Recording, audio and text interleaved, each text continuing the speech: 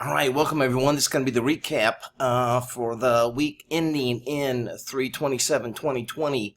But before we get started, I've got a very important announcement. There is only 2 days left if you're interested in learning the crystal ball. After April 1st, the price is going to go up substantially. My intent from the very beginning was never to mass produce the crystal ball. And also, my way of controlling that is to raise the price. Also, the reason I'm raising the price is because I only want very serious traders involved with the crystal ball. For those that want to trade binaries, maybe more of a part-time basis, make a little bit of money here, make a little bit of money there, you can do very, very well working with the core strategy.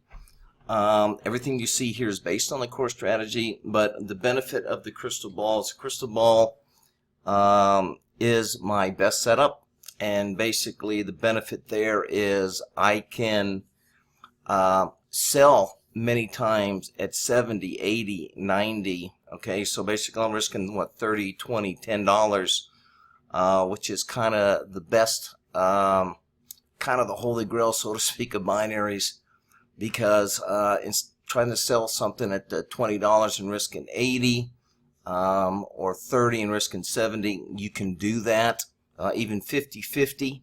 But when we start to get up into, selling something for $80 and only risking $20, that's very, very powerful. There's a lot that we can do with that, and that's what the crystal ball allows me to do. So I'm definitely going to limit distribution from this point forward. It will continue to go up.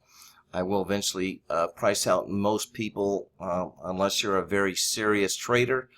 And anyway, so April 1st, it all goes up, and there is, I promise, there's no going back. And eventually it will not be available. It will go up, and at some point I'm just going to cut it off, okay? Because I use this quite a bit in my own personal trading. You don't see it here in these numbers, okay? You don't see it here in the daily chat room, but that's something that I do on my own, and I do not want to. It does take a lot of focus, and I do not want it to I don't want it to influence the results that you're seeing here, because everything that you're seeing here is based off of the core strategy, which most people are interested in. So these are all core strategy results, no crystal ball results. But 2 days left, and then the crystal ball is increasing. Also, if you're on my email list, I do send out these weekly emails as well with the updates, some more chart examples, with all the stats, the statistics, and so forth. And it's another way of keeping up with it. Also, any kind of new announcements I have coming up, I also put in that email as well. So make sure you get on my email list, and we'll make sure that we keep you updated with any new videos coming out or any changes in price and that type of thing. So at this point, the core strategy is going to stay the same. Probably will be increasing that as well in a few more months, but at this point the only thing I'm increasing is the crystal ball. Okay, so as you can see, great week overall. First trades 90%. I mean, that's kind of what I expect on my first trade out of the gate.